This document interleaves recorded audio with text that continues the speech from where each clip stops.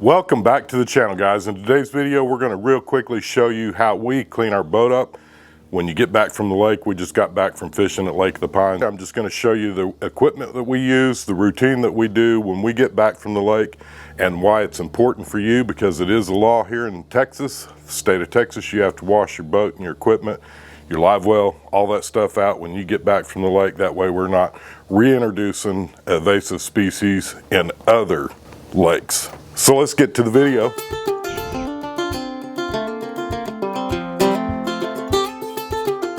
I'm going to show you, it's a Samson's power washer. This power washer I got at Tractor Supply. It was on the clearance rack. Basically what it was is it was a return item. Somebody had purchased it, it quit working, and I got this thing for like 100 or 150 bucks, and all that was the matter with it was the internal propeller, and I bought a new one of them. It was like 50 bucks, so for $150 I got a $450 power washer. If you find one of them, odds are, because that's a thing that breaks on these things, for whatever reason people will turn it on, start it without turning the water on, which is what causes the problem to begin with. So if you guys can run across one of these, odds are that propeller is what the problem is if the engine runs. I'm going to show you the foam cannon that we use, and then just a regular simple old extendable RV type car wash brush is what we use. We're going to start out with spraying the entire boat down. We're going to spray it with that foam cannon. It does a really good job. The way this foam works, and I'll show you an image of this foam as well, the foam will actually go in there and start breaking down the dirt, mud, any of your residual stuff, and then your brush just reiterates it. So what I like to do is I use the foam cannon first. I'll let it sit on there for about 3 to 5 minutes, and then you're going to notice that I'm trying to do this early in the morning when we're in full shade still, because this stuff, just like any other soap, it'll start drying up in the extreme heats. So this morning I got up early so that we could get this video made and get the boat cleaned up at the same time. Next up, just use the brush. We're going to go through. You want to make sure you get your wheels, your tires, your entire trailer, because most of your trailer is going to end up going into the water. People will sometimes forget about that. And then also when you're doing the underneath, do your crossbars in the trailer. That long extendable brush will help you get all the way across.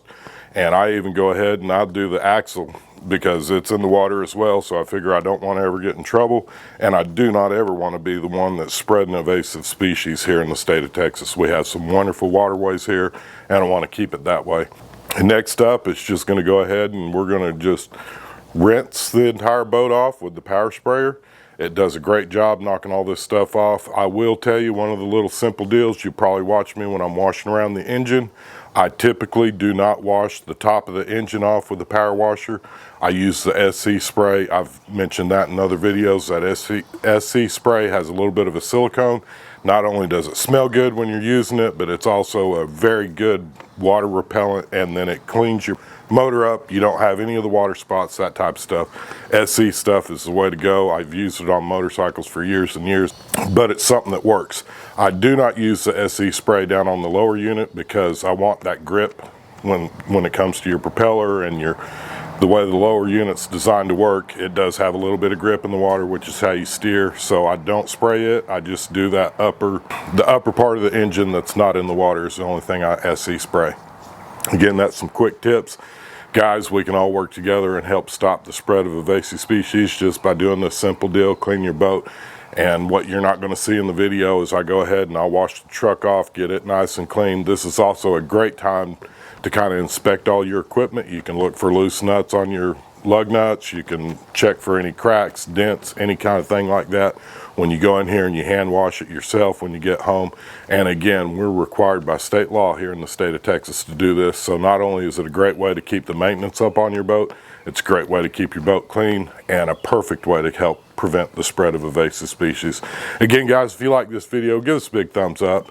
We'd love to hear from you. What are some of the ways that you're doing to clean your boat and keep it lake ready? That way, if we want to go to the lake tomorrow, we can. Again, guys, we'd love to hear from you. Let us know in the comments down below how you keep your boat clean, and if you've got any other suggestions to help us, help everybody else. If you guys found any of this beneficial, please think about sharing it with your friends. And until next week's video comes out, check out one of our playlists that we've made especially for you. And again, I hope you all have a blessed week. And let's get outside and make something happen.